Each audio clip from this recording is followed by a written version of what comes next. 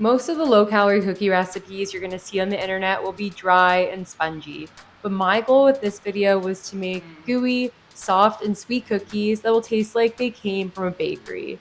Hi, if you're new here, I'm Amanda, aka Fit Food AE, and today we're making 3 high-protein, low-calorie cookie recipes with 100 calories or less per cookie.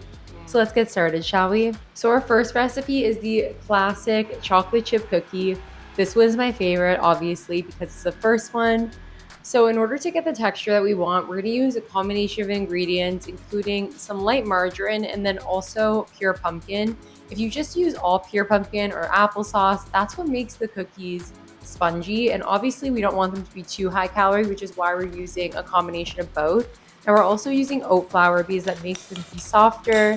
And then we're using brown monk fruit because we're gonna mimic brown sugar that's usually used in regular chocolate chip cookies. This ice cream store in BC, it's a chain. It's called Chocolate Favories. Anyway, they were kind enough to give me some of their milk chocolate pieces. So I chopped those up and then use those in the cookies. Of course, you could just use regular chocolate chips. But yeah, make sure to distribute them evenly. And then it's really important to put the dough in the fridge for 30 minutes because otherwise it's going to spread out too much more baking.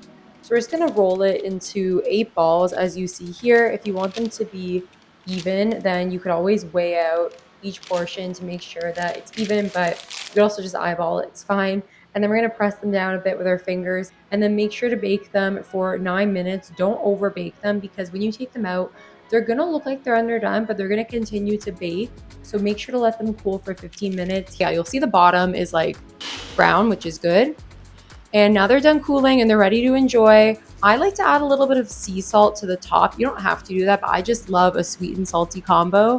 But yeah, these look so delicious, guys. Look at them. They're so thick and chocolatey. If you want to adjust the macros even more, you could add like less chocolate chips. That'll make them lower in calories. But yeah, they're actually quite large if you consider like how thick they are.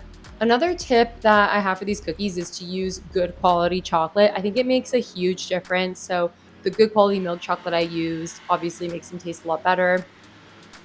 You could make these with all-purpose flour. You could also use regular brown sugar if you don't have brown monk fruit, or if you want to use regular white sugar or white monk fruit, you totally could. I just wanted to mimic actual chocolate chip cookies where you use brown sugar. But yeah, these are so good.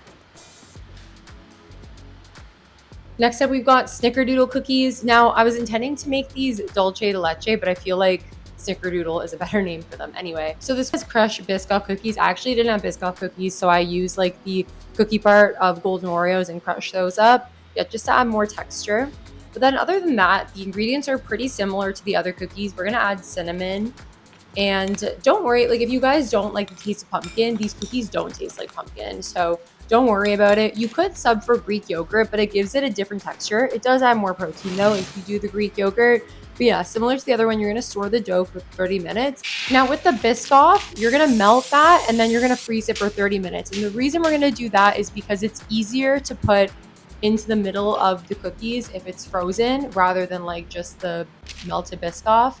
Anyway, so you're gonna make sure to like try as best as you can, portion it out into like 8 individual cookies. So you're just gonna press it in the middle like this, like flatten it a bit, put it in the middle, and then you're gonna seal it and roll it up into a ball. Doesn't have to be perfect. But yeah, that's basically how I did it. And when you bake it, there's gonna be like delicious, moist Biscoffness inside. Oh, so good.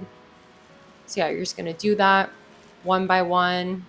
If you don't have Biscoff, you could also put peanut butter in the middle, although the next recipe uses peanut butter, and we don't want to copy that. But if you also want to make the macros a bit better, you could omit the Biscoff, but the Biscoff is a very important part of this recipe. So we're going to pour out some monk fruit sweetener. I poured out like 20 grams, but I mean, it's 0 calories, so you can just pour it out to your heart's content. And then you're going to flatten them like this, and we're actually going to dip the tops of it in the monk fruit sweetener. It makes a big difference. It makes the cookies way more sweet. So yeah, just do like a little dunk like that. Don't put too much because we don't want it to be like too sickly sweet, of course. But yeah, these look so delicious already. Honestly, I could just like eat the cookie dough without actually baking it, which you can because it doesn't have egg and it has oat flour. Oh yeah, that's the thing. If you use oat flour, then you don't have to heat treat the flour. So you technically could just eat it raw. But yeah, you have to let this cool for 15 minutes, just like the other ones. You'll see here at the bottom, it's already browned. These are like crinkling a bit, but it's totally fine. These look so good. These would be perfect to make like for the holidays, honestly. They give like Snickerdoodle, like Santa Claus under the tree vibes. But yeah, these have under 100 calories each. They're so, so good, especially considering they're filled. Those are like fantastic macros.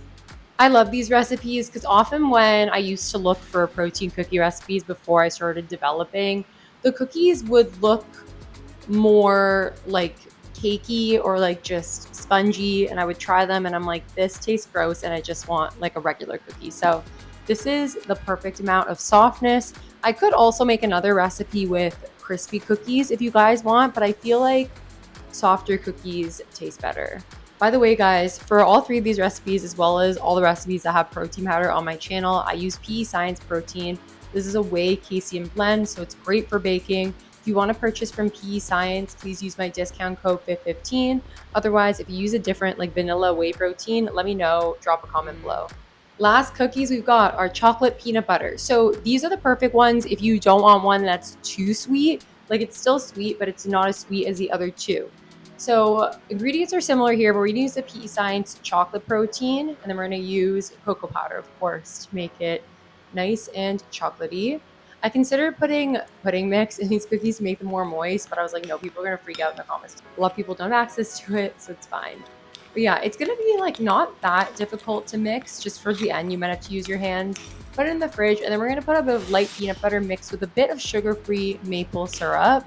Just make sure to thoroughly mix that, and then we're gonna put in the freezer, similar to what we did with the Biscoff, because we're gonna put it in the middle. You catch the vibe. So I kind of just made 8 separate little pieces of cookie. I didn't even roll them up yet because we're gonna roll them up after. So here we're doing it, we're flattening the cookie, and then we're putting the peanut butter in the middle, and then we're rolling it up.